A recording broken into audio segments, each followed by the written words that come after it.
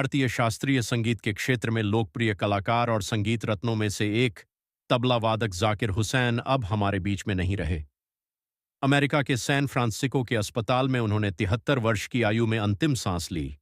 इसके साथ ही संगीत की दुनिया में तबले की एक बेमिसाल थाप शांत हो गई। जाकिर हुसैन संगीत की दुनिया के वो सितारा थे जिनकी चमक को शब्दों में प्रभावित करना असंभव है। तबले पर उनकी उंगलियों की थिरकन कभी हमें बारिश की रिमझिम का एहसास दिलाती थी तो कभी आकाशीय बिजली की गर्जन का एहसास करती थी।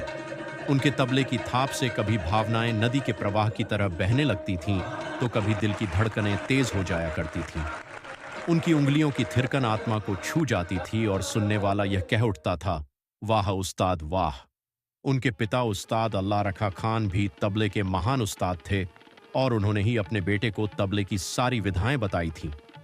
यह सही है कि जाकिर हुसैन को संगीत विरासत में मिला, लेकिन उन्होंने अपनी प्रतिभा से उसे नई ऊंचाइयां दी हैं। जाकिर हुसैन ने अपने करियर की शुरुआत छोटी उम्र में कर दी थी। वे 11 साल की उम्र में स्टेज प्रोग्राम करने लगे थे। उन्होंने न केवल भारतीय शास्त्रीय संगीत में बल्कि पश्चिमी संगीत में भी अपनी प्रतिभा का लोहा मनवाया था।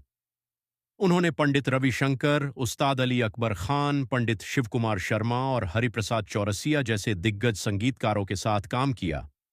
उनकी अंतर्राष्ट्रीय पहचान तब बनी जब उन्होंने यो यो मा, जॉन मैक्लॉफ्लिन और मिकी हार्ट जैसे प्रसिद्ध पश्चिमी कलाकारों के साथ शो किए।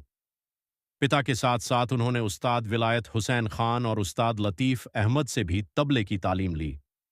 उन्होंने बतौर अभिनेता 12 फिल्मों में भी काम किया, लेकिन उनको संतुष्टि और शोहरत तबला वादन से ही मिली। उनका ताल्लुक तबला वादन के लिए मशहूर पंजाब घराने से रहा। 4 फरवरी 2023 को उन्होंने एक ही रात में दुनिया भर में प्रतिष्ठित 3 ग्रैमी अवार्ड जीत लिए। उन्होंने 2 अन्य ग्रैमी अवार्ड भी जीते। वह ऐसा कमाल करने वाले पहले भारतीय रहे।